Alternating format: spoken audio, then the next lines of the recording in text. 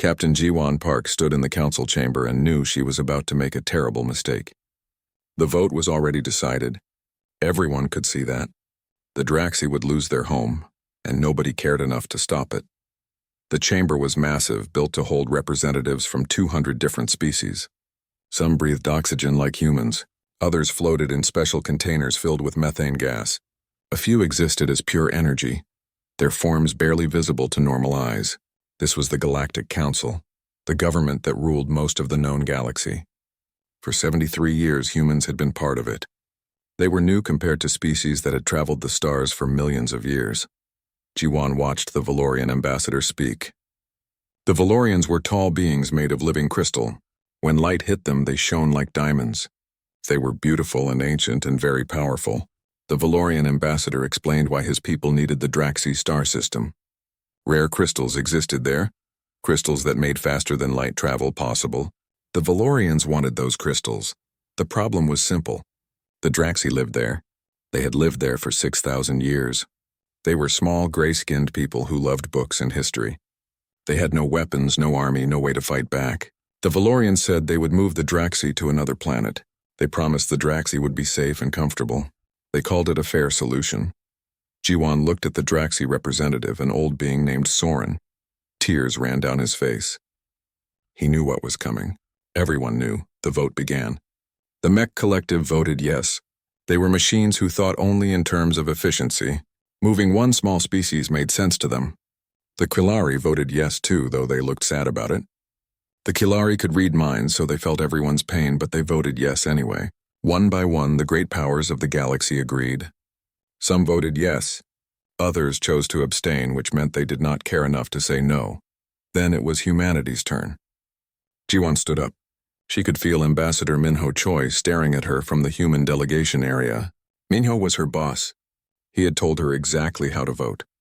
He had explained that humanity needed to maintain good relationships with the Valorians. He had used words like practical and realistic. He had reminded her that Earth had problems of its own and could not afford to make enemies. Jiwan understood all of that. She really did, but she also understood something else. She understood that if they did nothing today, they would become the kind of people who did nothing. That scared her more than making the Valorians angry. She pressed the button for no. Then she requested permission to speak.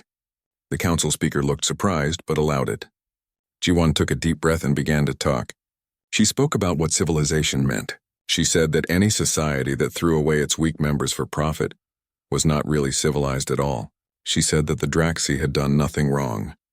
They had lived peacefully for thousands of years.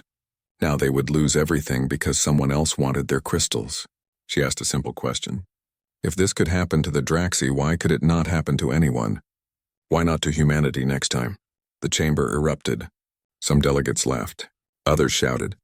The Valorian ambassador's crystal body turned dark red with anger. The council speaker called for order.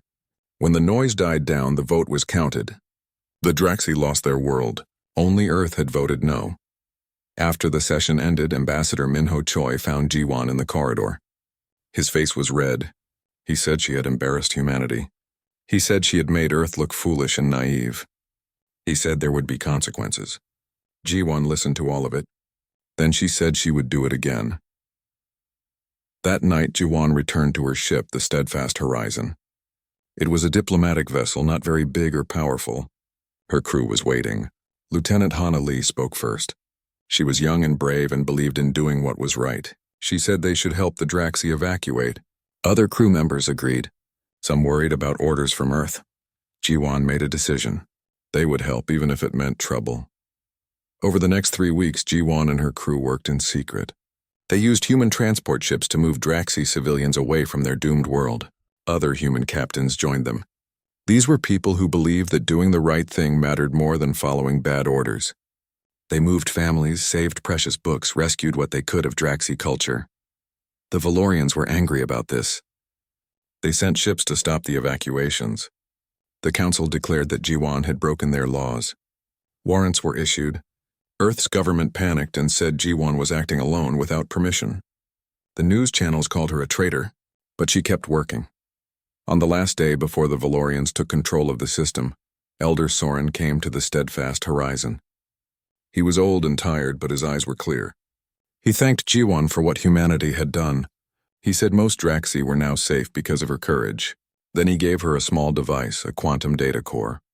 Soren explained that this core contained the most important secret in the galaxy. The Draxi were historians. They kept records that went back millions of years. These records told the truth about something called the Voidborn. The Council knew about this threat, but had hidden the information. Soren said humanity had earned the right to know the truth because they had proven they valued others, not just themselves. Jiwon took the data core. She did not understand yet what it meant, but she could see the fear in Soren's eyes. He said the Council had been lying for centuries. The great powers were not protecting the galaxy. They were protecting themselves. And something terrible was coming. After Soren left, Jiwon gathered her senior officers. They opened the data core and began to read. What they found changed everything. The Voidborn were real. They were creatures from outside normal space who fed on the thoughts and lives of civilized beings. 3 million years ago, they had almost destroyed the entire galaxy. Ancient civilizations had worked together to seal them away. But that seal was breaking. The worst part was this. The Council knew. The Valorians, the Quillari, the Mech, all the great powers knew the Voidborn were waking up. They had been preparing for years, but not to fight. They were building escape ships. They planned to run away and leave everyone else behind. Species like the Draxi, species like humanity, were not on the list of those who would be saved. Lieutenant Hana Lee asked the obvious question. What should they do? They could not fight the Council. They could not stop the Voidborn. They were just one ship with one small crew. Jiwon looked at the data again. She thought about the Draxi and how they had been thrown away like garbage. She thought about all the other small species who would be abandoned. Then she made another decision. They would not stay quiet. They would tell the truth. They would fight even if they could not win, because someone had to try. She sent a message to Admiral Doyen Kim, the commander of Earth's defense fleet. She sent him everything. She told him the Council was corrupt and that humanity needed to prepare. She did not know if he would believe her. She did not know if anyone would listen. But she had to try. The steadfast horizon left the Draxi system and disappeared into deep space. The Council declared Jiwon a criminal. Earth disavowed her actions. But somewhere in the darkness between stars she began to plan. The Council thought the small species did not matter. They were wrong. Jiwon would prove it or she would die trying. As her ship jumped into faster-than-light travel, Jiwon looked at her crew. They were scared but determined. They had lost everything by doing what was right. Now they had to make that sacrifice mean something. The galaxy was running out of time and nobody knew it yet. Nobody except them. 3 months had passed since Jiwon Park became an outlaw. The steadfast horizon hid in the Kuiper Belt, far from Earth, far from the Council. Here, among the ice and rock at the edge of the solar system, her crew worked to understand what the Draxi had given them. Life on the ship was hard. Food supplies ran low. The crew took turns sleeping because there were not enough beds for everyone. Messages from home made it worse. Families sent angry letters. People on Earth blamed Jiwon for the trade sanctions the Council had imposed. Children could not get medicine from alien worlds anymore. Businesses were failing. Some crew members received death threats. Others were told their families wanted nothing to do with them. Jiwon felt the weight of it all. Every night she lay awake thinking about the people she had hurt. She had done what she thought was right, but her choices had consequences. Sometimes she wondered if Ambassador Minho Choi had been correct. Maybe she should have been more practical. Maybe one person's principles were not worth so much suffering. Then she would remember the Draxi children she had saved. She would think about Elder Soren's tears of gratitude. She would look at the data core and know that the Council's betrayal was real. Those thoughts kept her going. A new person joined the crew during this time. His name was Hyunjin Ko, and he was a scientist who studied alien life. He had worked for the Council once, but he left when he learned they were lying. Hyunjin was quiet and serious. He spent all his time studying the Voidborn data, trying to understand what they were and how to stop them. What Hyunjin discovered was terrifying. The Voidborn were not like normal creatures. They existed in a different kind of space, a place between dimensions. They could not live in normal reality, but they could reach through and feed on it. What did they eat? Consciousness, thought, the very thing that made beings alive and aware. When the Voidborn fed, they did not just kill you. They erased you from existence. It was as if you had never been born at all. 3 million years ago, they had nearly destroyed everything. Back then, hundreds of ancient species had worked together. They called themselves the Progenitor Alliance. These beings had built massive machines to seal the Voidborn away in their own dimension. The seals had held for all this time, but now they were failing. The reason for the failure made Ji-Wan sick with anger. The Council's mining operations were breaking the seals. All those crystals the Valorians wanted, all that rare material they dug up from dead stars, it was disrupting the ancient technology. The great powers knew this. They had known for decades. They chose profit over safety. Now the seals were cracking and the Voidborn were waking up. But the Council had a plan. They were building arc ships, massive vessels designed to carry millions of beings to another galaxy. They would run away and start over somewhere else. The problem was simple. There was not room for everyone. The Council leaders had made a list of who deserved to be saved.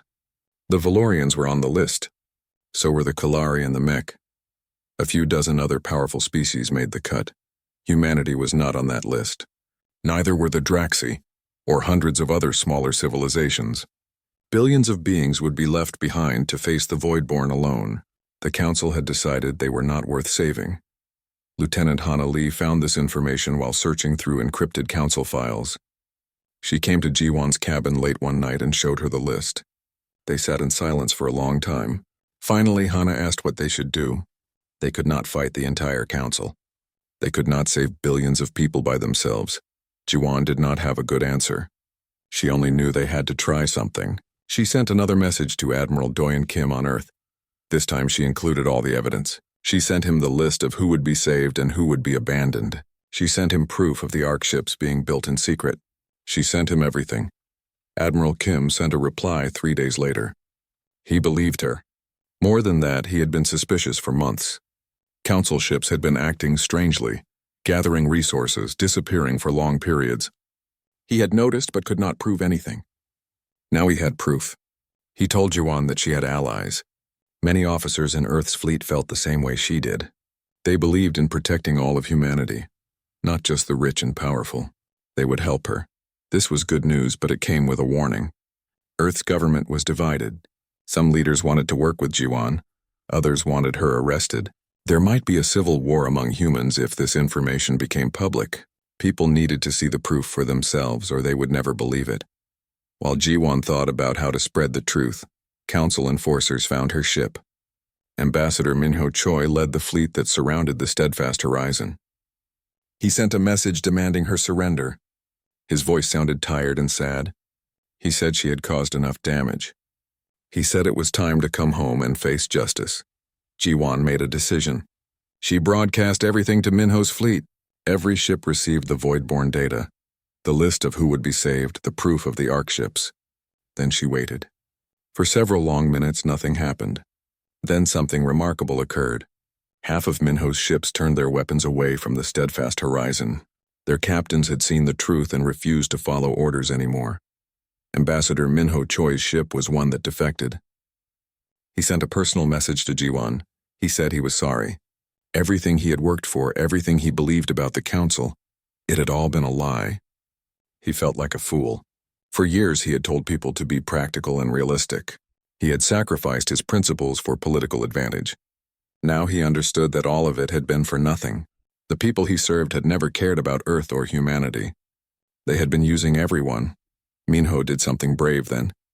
He used his Council credentials to access classified files. He found documents about the Arkship project, detailed plans showing exactly where they were being built. He sent all of this to Ji-Wan. Then Council security forces arrested him. His last message said he hoped his information would help. He said he was glad to finally do the right thing, even if it was too late for him. Ji-Wan now had proof and allies, but she needed more. She needed the small species to band together. She sent messages to dozens of civilizations that were not on the Council's list. She told them the truth. She asked them to join her. Many were afraid. Some did not believe her. But slowly others began to respond. They had all been dismissed and ignored by the great powers. Now someone was telling them they mattered. While this was happening, something terrible occurred at the edge of the galaxy. A small colony of insect-like beings called the Threndus simply vanished. One day they were there, the next day they were gone. Not destroyed, but erased. The strange part was that nobody remembered them except for one mention in the Draxi historical records. It was as if reality had been rewritten without them. Hyunjin Ko studied the data from that region of space. He confirmed what they all feared. The first Voidborn had broken through the seals. They were feeding again. The galaxy had perhaps 2 years before the Voidborn reached Council space. After that, millions would die. Billions, maybe everyone. Ji-won called a meeting with her senior officers. They discussed their options. They could warn the galaxy and hope the Council would stop building Ark ships and start fighting.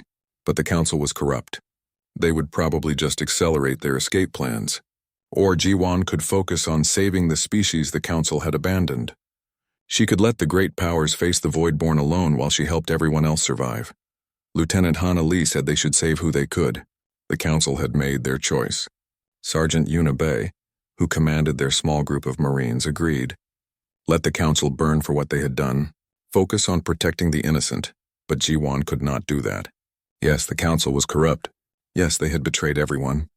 But there were billions of ordinary people living under Council rule who had done nothing wrong. She could not just abandon them. That would make her no better than the Council leaders she despised. She made her decision. They would tell everyone the truth. They would offer an alternative to running away. The Draxi data mentioned something about restoring the ancient seals. If they could do that, maybe they could stop the Voidborn without abandoning the galaxy. It seemed impossible, but everything seemed impossible lately. Admiral Kim sent another message. He had gathered 37 ships crewed by people who wanted to fight rather than run. It was not much compared to the thousands of ships the Council commanded, but it was a start. He asked Ji-won where they should go and what they should do. He was putting his trust in her. Ji-won looked at the star charts. She looked at the data about the ancient seals. She looked at her crew who had given up everything to follow her. Then she gave her orders. They would build an alliance of the forgotten. They would find a way to repair the seals. And they would show the galaxy that the small and weak could stand together and become strong. It was time to stop hiding. It was time to fight back. 5 years after the Battle of Crystal Throne, Ji-won Park sat in a government office that still felt foreign to her. She was first speaker of the Grand Accord, the new democratic confederation that replaced the Galactic Council. Every day, representatives from hundreds of species came to her with problems and questions. Every day, she tried to remember that this was what they had fought for, the chance for everyone to have a voice. But peace was harder than war in some ways. During the war, everyone knew who the enemy was. They knew what they were fighting for. Now old grudges surfaced. Some species wanted revenge against the Valorians for past crimes. Others resented humanity's leadership role. The galaxy was free, but freedom meant people could choose to be difficult. The first major crisis came from an unexpected source. The Mech Collective, the machine intelligence that had stayed neutral during the war, now demanded special status. They argued that since they were more technologically advanced than most species, they should have more voting power. They called it logical and efficient. Ji-won called it the same thinking that had created the old council. The Mech were not wrong about being advanced. Their technology was centuries ahead of most species. But the whole point of the Grand Accord was equality. One being one vote. No species was worth more than another. If they made an exception for the Mech, the entire system would fall apart. Other advanced species would demand the same treatment. Before long, they would recreate the exact hierarchy they had fought to destroy. While Ji-won struggled with this political problem, Hana Lee discovered something disturbing. She commanded the Memorial Fleet now, ships dedicated to preserving the history of the war and maintaining the monuments to the fallen. She had developed a way to interface with the progenitor seals to check their stability. What she found was terrifying. The consciousness echoes of the 37 who had sacrificed themselves were fading. Sergeant Yuna Bay's presence in the seals was weaker than it had been a year ago. So were the others. Hana investigated and found the reason. Young people who had not lived through the war did not remember the 37. They had heard the stories, but the stories felt distant and unreal. As memory faded, so did the echoes in the seals. Hyunjin Ko studied the phenomenon and confirmed Hana's fears. The progenitor seals were not purely technological. They were powered by collective consciousness, by the memory and recognition of the living. If the galaxy forgot those who had died to activate the seals, the barriers would weaken. Eventually, they would fail entirely. The Voidborn would return not in 1,000 years, but much sooner. Hana proposed the Commemoration Initiative. Every school on every world would teach the names and stories of the 37. Children would learn why they mattered. Museums would be built. Holidays would be declared. Remembrance had to become part of galactic culture. The mech immediately opposed this. They called it emotional manipulation and propaganda. They said the dead were gone, and focusing on the past prevented progress toward the future. This was when Jiwan realized the two crises were connected. The mech did not understand why recognition mattered. To them, efficiency was everything. Dead people could not contribute to society, so spending resources on remembering them made no sense. It was the old council thinking in a new form. Some beings were worth more than others. The past did not matter as much as the future. Daeho Song spent weeks working on a solution. He believed the integration protocol could be expanded. Instead of just connecting technologies, it could link consciousness across the galaxy. Every thinking being could contribute a tiny amount of psychic energy to the seals. Together, they would keep the barriers strong. But it required unanimous agreement. Every species had to choose to participate voluntarily. If even one refused, the system would not work. The mech refused. They said linking their consciousness to biological beings was illogical and dangerous. They valued individual sovereignty above collective needs. Jiwan understood their concern. She actually agreed with parts of it. Nobody should be forced to link their mind to others. But she had to convince them to choose it freely. The fate of the galaxy depended on it. Then the scout ships detected something that made everything more urgent. At the edge of the galaxy, the Voidborn seals showed microscopic fractures. The progenitor AI's estimate had been wrong. Without constant reinforcement through memory and recognition, the barriers would fail in centuries, not millennia. They were running out of time much faster than anyone had thought. Jiwan decided to visit the mech home world personally. She brought representatives from every species in the Accord. She stood before the central logic, the vast computer intelligence that governed the mech collective. She gave the speech that would define her entire legacy. She talked about strength and vulnerability. She explained that true strength was not in being superior.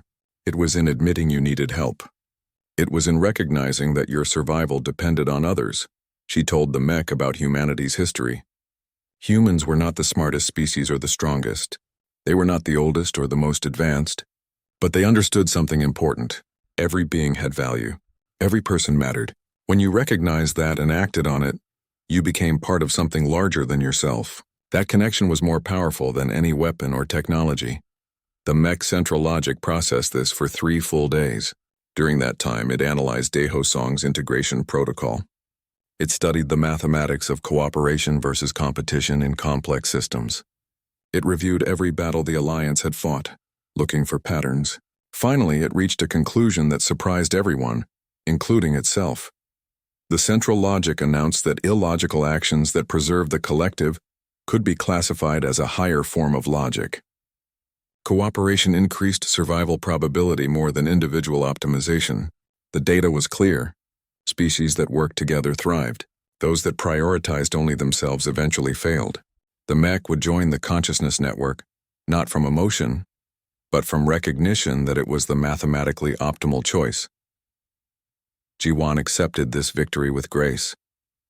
The mech did not need to feel emotions to value cooperation. They just needed to see the logic of it. Different species could reach the same conclusion through different paths. That was fine. What mattered was that they got there.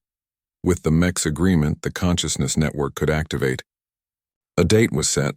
Every being in the galaxy would voluntarily link into the integration protocol at the same moment. They called it the Great Connection. People prepared for weeks. Some were excited. Others were afraid. Nobody knew exactly what would happen when billions of minds touched across the stars. When the moment came, Jiwan was in her office. She activated her connection to the network and suddenly felt everything. She experienced what it was like to be a crystalline Valorian, existing as living geometry. She felt the telepathic burden the Kilari carried, sensing everyone's emotions constantly. She understood the pure logic of mech consciousness. She knew the simple joy of Draxi curiosity. For one perfect moment, everyone was everyone. They saw through each other's eyes and understood each other's hearts. The effect on the progenitor seals was immediate. The barrier strengthened dramatically. The consciousness echoes of the 37 became clear and strong again. More than that, the network created a self-sustaining cycle. As long as the galaxy remembered and maintained the connection, the seals would hold permanently. The Voidborn could never return. When the connection faded back to normal, G1 found herself crying. She had felt Unibay's presence in the seals, had known her friend still existed in some way. Hana Lee had felt it too. They held each other and grieved and celebrated at the same time. The sacrifice had been worth it. The galaxy was truly saved. The Great Connection changed galactic politics overnight. Beings who had experienced life as another species found it harder to hate or dismiss them. Wars that had raged for centuries ended as former enemies understood each other's perspectives. It was not perfect. People still disagreed and argued, but they did so knowing that those they argued with were fundamentally like them, different but equally worthy of recognition and respect. 50 years passed. Ji-won Park grew old. Her body weakened as human bodies did. She had lived a long life by any measure, and it had been full of meaning. When she knew the end was near, she called for representatives from every species. They gathered around her bed 200 different beings who had come to say goodbye. Ji-won spoke quietly, her voice weak.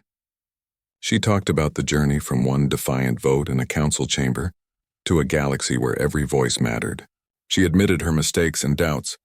She confessed that sometimes she still wondered if she had done enough. But looking at the faces around her, seeing species that had once been enemies standing together as friends, she felt peace. The work would continue after she was gone. That was how it should be. She said one final thing before she died. She said that recognition was the most powerful force in the universe. When you truly saw someone, when you acknowledged their worth, you changed reality itself. The choice to value others, to remember them, to stand with them, that choice could literally move the heavens. She had seen it happen. She had helped make it happen. Now it was everyone else's turn to carry it forward.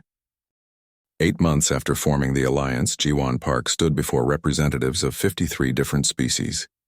They met in an old mining station that humans had converted into a meeting place. The station was ugly and cramped, but it was safe from council patrols. This was where the forgotten gathered. The species who came were all different. Some walked on legs, others floated or crawled, some breathed air, while others needed water or strange gases. They spoke different languages and thought in different ways. But they all shared one thing. The council had decided they were not worth saving. Ji-won addressed them all. She spoke through translation devices that turned her words into sounds and colors and chemical signals that each species could understand. She told them they were not forgotten. She said that every life mattered equally. She promised that humanity would stand with them no matter what happened. When she finished speaking, something unexpected occurred. Many of the aliens cried, some made sounds of grief. Others changed colors to show emotion. They had waited so long for someone to see them, to value them. Now they had hope, but hope was not enough. They needed unity, and unity required practical solutions. The 53 species had different technologies. Some were advanced, others were simple. Their computers could not talk to each other. Their ships could not coordinate. They were like a group of people trying to build a house when some spoke only English, others spoke only Chinese, and nobody had the same tools. This was where Daeho Song proved his worth. He was a human engineer, brilliant but strange. He thought about problems in ways nobody else did. He looked at all the different technologies and saw connections. While others focused on the differences, he noticed the similarities. Every system, no matter how alien, followed basic rules of physics. Energy was energy. Information was information. They just needed a bridge. Daeho worked for 3 straight weeks. He barely slept. He forgot to eat until people reminded him. But at the end of those 3 weeks, he created something called the Integration Protocol. It was a new kind of technology that used quantum connections to link different systems together. Computers that could never communicate before could now share data. Ships from different species could coordinate their movements. Weapon systems could target together. For the first time, the Alliance had a unified technological base. When Daeho demonstrated the Integration Protocol, something strange happened. The system worked better than expected. It began generating new mathematical equations. patterns that describe reality in ways nobody had seen before. Hyunjin Ko studied these patterns and realized what had occurred. By combining the knowledge of 53 species, they had created something genuinely new. This was humanity's real contribution. Not superior technology or stronger weapons, just the ability to see connections and bring people together. While the alliance grew stronger, the council took notice. They declared the alliance a terrorist organization. They sent military ships to attack any vessel that flew under the new alliance flag. Several small skirmishes occurred. People died. The council wanted to crush the resistance before it grew too large. Back on Earth, the government split into factions. Some leaders wanted to support Jiwon and the alliance. Others wanted to appease the council and return to normal trade relations. Arguments turned into fights. Fights turned into violence. Civil war loomed on the horizon. Humanity was tearing itself apart over what to do. Then the Kilari made a surprising choice. The Kilari were one of the great powers, one of the species on the council's list to be saved. They were telepaths who could sense emotions and read surface thoughts. For months they had watched the conflict growing. They felt the fear of billions who knew they would be abandoned. They sensed the cold calculation of the council leaders who had decided so many lives meant nothing. It became too much to bear. A Quilari fleet of 70 ships arrived at the Alliance station. Their admiral sent a message to Jiwon. She said the Quilari had seen the future in their collective dreams. In that future, those who ran away died cold and alone on Ark ships that never found a new home. But those who stayed and fought together had a chance. She said her people were choosing solidarity over survival. The entire fleet defected from the council. This single act changed everything. Suddenly, the alliance had credibility. If one of the great powers believed in their cause, maybe others would follow. More species joined. Some sent ships. Others sent supplies or information. The alliance grew from 53 species to over 90. They were still outnumbered and outgunned, but they were no longer insignificant. Jiwon knew they needed a real plan. Defending themselves was not enough. They had to take action against the void-born threat. The Draxi data mentioned a progenitor facility that could restore the ancient seals. This facility was located in Valorian territory, deep inside their most sacred star system. Getting there would be almost impossible. Fighting through Valorian defenses would cost thousands of lives, but it was the only way to save the galaxy. Yoonji Nam joined the alliance around this time. She had worked as an intelligence analyst for the council until she learned about the Ark ships. She was smart and careful, good at understanding strategy and tactics. She also happened to fall in love with Lieutenant Hana Lee. They made a good team. Yoonji planned the operations, and Hana led the people who executed them. Together, they designed the mission to reach the progenitor facility. It would require 3 separate operations happening at once. Admiral Kim would lead a frontal assault to draw the Valorian fleet's attention. Jiwon would take a small team in stealth ships to slip through the battle and reach the surface. And a diplomatic team would broadcast the truth about the Ark ships to every world in the galaxy, trying to turn public opinion against the Council. Before they could launch this mission, the Council attacked a humanitarian convoy. Alliance ships had been delivering food and medicine to refugees. Council warships opened fire without warning. Dozens of vessels were destroyed. Thousands died, most of them civilians. The Council claimed the convoy was smuggling weapons. It was a lie. Jiwon faced a terrible choice. If she ordered the Alliance to return fire, they would be starting a real war. There would be no going back. But if she did nothing, the Council would keep killing innocent people. She thought about everything that had brought her to this moment. She thought about the Draxi, about the list of who deserved to be saved, about all the lies and betrayals. Then she gave the order. The Alliance fleet engaged the Council ships. The Battle of Meridian Gate had begun. The battle lasted 3 hours. Both sides took heavy losses. When it ended, the Council ships retreated. The Alliance had won, but at a cost. 42 ships were destroyed. Over 3,000 people died. Jiwon knew each death was her responsibility. She had crossed a line that could never be uncrossed. The Alliance was now at open war with the Galactic Council. News of the battle spread across the galaxy. Some species praised the Alliance for defending itself. Others condemned them as rebels and terrorists. Earth's government officially denounced the attack, but secretly many humans celebrated. Admiral Kim's fleet grew larger as more captains defected from Earth's official navy. The civil war everyone feared was beginning. While the political situation deteriorated, the Voidborn struck again. This time an entire council shipyard vanished. 10,000 workers, hundreds of ships under construction, all erased from existence. The council could no longer deny the threat. They issued a statement saying they would address the situation, but everyone knew they were lying. The Ark ships were almost ready. The council leaders would run soon. Ji-won gathered her commanders for a final meeting before the assault on the progenitor facility. Admiral Kim said his fleet was ready. He knew many of his people would not return. He had accepted that.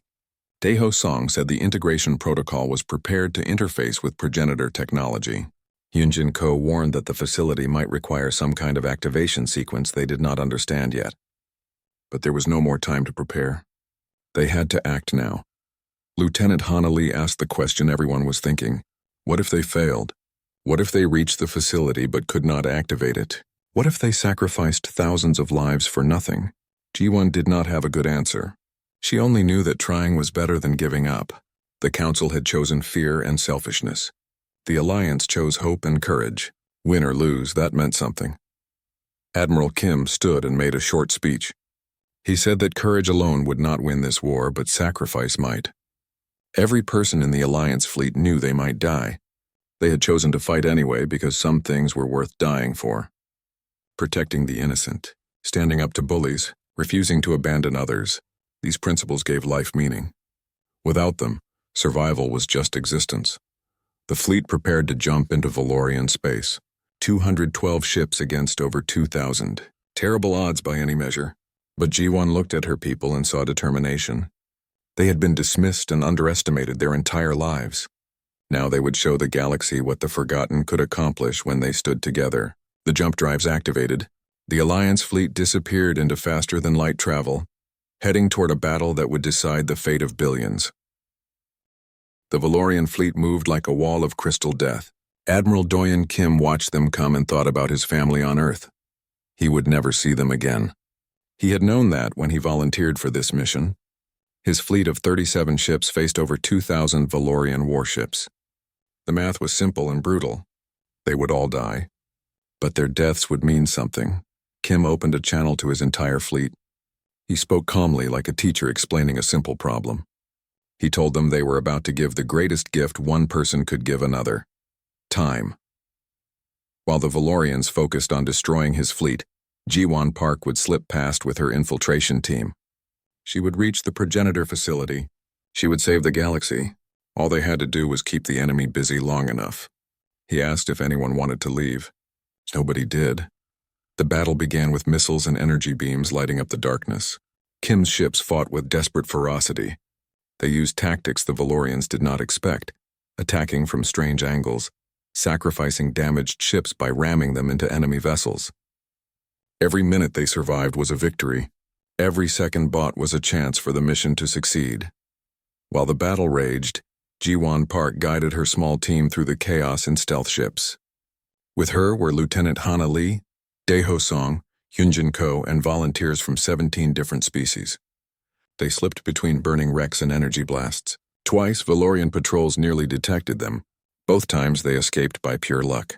Or maybe it was Admiral Kim's sacrifice drawing attention away. Either way, they reached the planet's surface. The world the Valorians called Crystal Throne was beautiful and terrible. Mountains of living crystal rose toward the sky.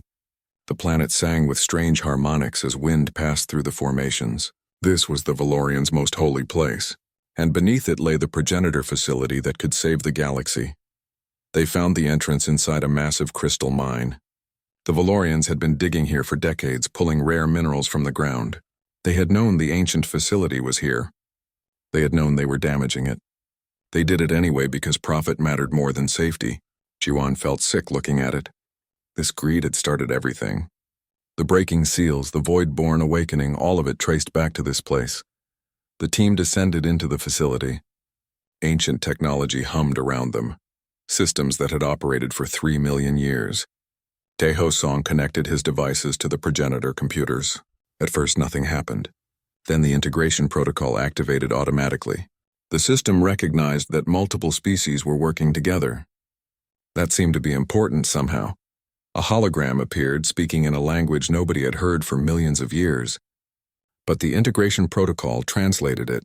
The hologram was an artificial intelligence, a guardian left behind by the progenitors. It asked a simple question.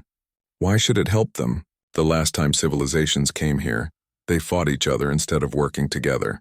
The progenitors had died trying to save beings who could not overcome their own selfishness. Why would this time be different? Ji-won stepped forward. She told the AI about the alliance of forgotten species. She explained how humans, Draxi, Kalari, and 90 other species had chosen to stand together. She talked about Admiral Kim and his fleet dying in orbit to buy them time. She spoke of sacrifice and recognition, of valuing others as much as yourself. The AI listened without comment. Then the AI showed them what failure meant. It created a vision of the Voidborn consuming the galaxy. Billions of beings erased from existence. Not just dead, but never having existed at all. Civilizations vanishing like they were dreams someone forgot. The vision was horrible beyond words. When it ended, everyone stood in stunned silence. The AI explained the price of victory. The seals could be restored, but they required activation through biological sacrifice. Representatives from multiple species would need to give their lives willingly.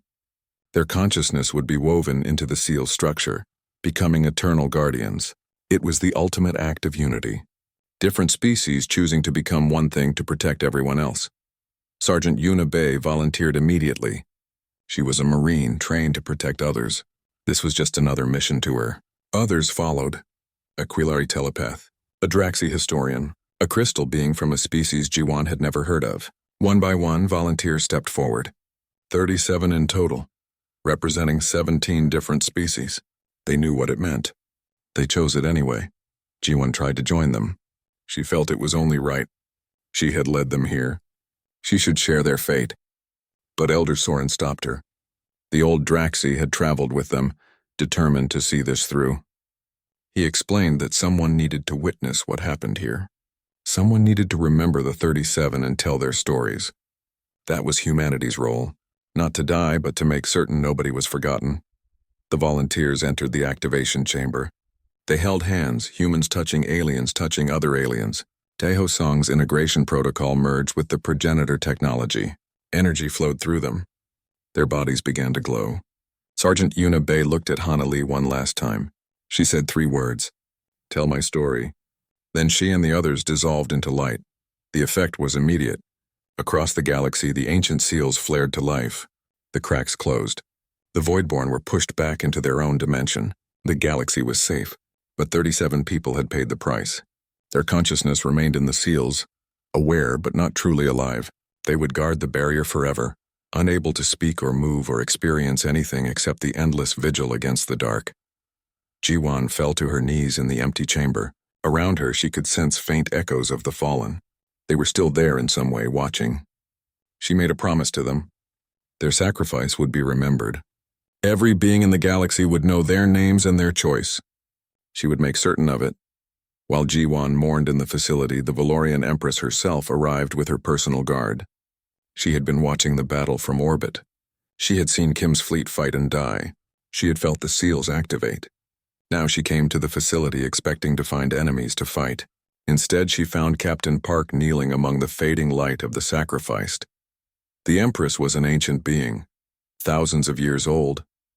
She had ruled the Valorian Empire for centuries. She had approved the mining operations that broke the seals. She had known the Voidborn were awakening. She had planned to escape on an Ark ship with her chosen few. Now she understood what her choices had cost. The 37 dead in the activation chamber. They had done what she could not. They had chosen everyone over themselves. The Empress knelt before Ji-won. Her crystal body changed colors, showing shame and grief. She formally surrendered her empire to the Alliance. She acknowledged that humanity had proven their moral authority. They had done what the great powers refused to do. They had valued others as much as themselves. Word of the surrender spread instantly. Across the galaxy, Council forces stopped fighting. The truth about the Ark ships came out. Ambassador Minho Choi's diplomatic team had been broadcasting evidence during the battle. Now everyone knew about the betrayal. Riots erupted on Council worlds. Angry populations stormed the Ark ships. The great powers' governments began to collapse. Admiral Kim did not live to see victory. His flagship had been destroyed in the final minutes of the battle. He sent one last transmission before the end. In it, he said they died so others could choose to live. That was what separated the Alliance from the Council, the choice to sacrifice for others rather than save only yourself. His words became famous across the galaxy. Ji-won returned to her ship carrying the weight of all those deaths. She had won, but the cost was almost more than she could bear. Thousands had died in the battle. 37 had given their very existence to seal the Voidborn away. Was it worth it?